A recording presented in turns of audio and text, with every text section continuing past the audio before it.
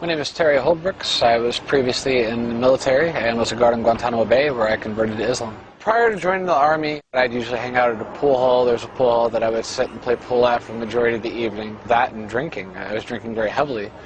I joined the military due to the fact that I wasn't really going anywhere with my life. I wasn't content, and I wanted to be more productive than my parents had been.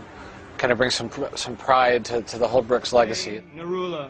We flew to Ground Zero, so we could see Ground Zero that day. It was the last thing we saw of America before we left was Ground Zero. I mean, they really drilled this intense necessity of hate and anger towards these people. And who are these other 775 people? I can't imagine there being that many co-conspirators. It just seemed kind of ridiculous to me. And obviously, as time has shown, we've sent 550 of them home now, so they weren't guilty to begin with. They were always smiling.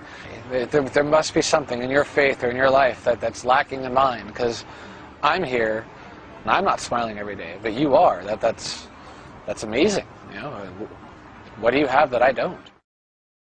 More often than not, the detainees' prayer itself, prayer call, would be mocked. What they'd be saying during prayer would be mocked. The Army doesn't care.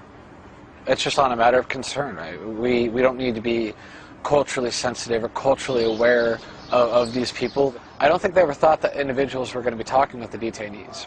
Detainee 590, the general, he was kind of a celebrity, so to say.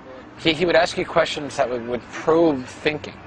It wasn't necessarily he was trying to argue with you. He would ask you questions that would make you think. He introduced me very much to Islam. He had a lot to do with my acceptance of Islam. I said my shahada with him, and he congratulated me.